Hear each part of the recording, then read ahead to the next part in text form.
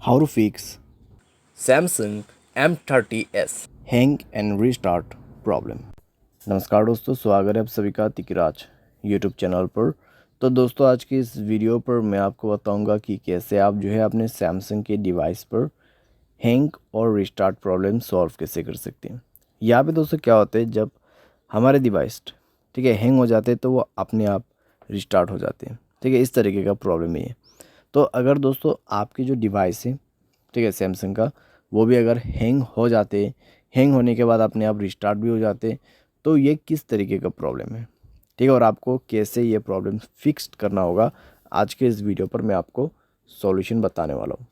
Video को अंत तक देखिए, जो भी सॉल्यूशन मैं आपको बताऊँगा उसको फॉलो करें, आपका प्रॉब्लम सॉल्व्ड हो जाएगा। ठीक है, वीडियो शुरू करने से पहले दोस्तों, अगर आपने चैनल को सब्सक्राइब नहीं किया है तो सब्सक्राइब करते हुए बेल आइकन को क्लिक करें। अगर आप ऑनलाइन पैसा कमाना चाहते हैं तो वीडियो डिस्क्रिप्शन पर आपको लिंक मिल जाएगा। किसी भी प्रॉब्लम के रिगार्डिंग पर आप हमें ट्विटर पर फॉलो करके मैसेज करें। तो चलिए दोस्तों, वीडियो शुरू करते हैं। तो यहाँ पे दोस्तों जो हैंग एंड रिस्टार्ट प्रॉब्लम है, ठीक है, तो उसको फिक्स करने के लिए आपको सबसे पहले तो स्टोरेज में से क्लीन अप करना होगा।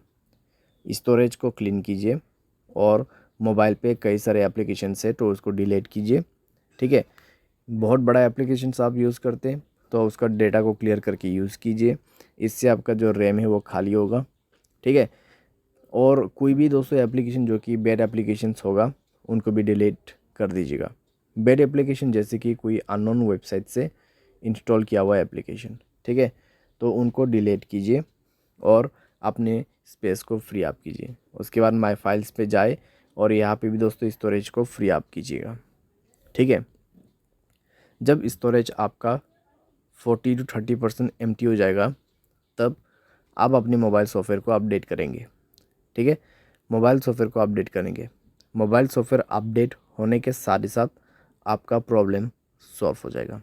ठीक है, तो हैंग और रिस्टार्ट का जो इशू है आप इसी तरीके से फिक्स कर सकते हैं। तो ये सॉल्यूशन को आप फॉलो करके देखिए, प्रॉब्लम सॉल्व हो जाना चाहिए। अगर सॉल्व हो जाता है तो अच्छी बात है। अगर इसके बाद भी प्रॉब्लम आते हैं तो आपको जाना है general management, reset and then factory data reset. ठीक है, फैक्ट्री डेटा रीसेट पे जाके आपको डायरेक्टली मोबाइल रीसेट कर देना है। जैसे रीसेट करोगे आपका प्रॉब्लम सॉल्व हो जाएगा। तो इस तरीके से दोस्तों आप अपने हैंग एंड रिस्टार्ट प्रॉब्लम को फिक्स कर सकते हैं। तो जितना भी मैंने आपको सॉल्यूशन बताया दोस्तों, उसी को फॉलो कीजिएगा तो आपका प्रॉब्लम सॉल्व हो जाएगा। आपको कोई भी दिक्कतें बाद में नहीं होगा। ठीक है, तो जो पॉसिबल सॉल्यूशन था मैंने आपको वही बताया, तो आप भी उसी को फॉलो कर लेना। उम्मीद करते हैं आपको ये वीडियो पसंद आया होगा। Thanks for watching.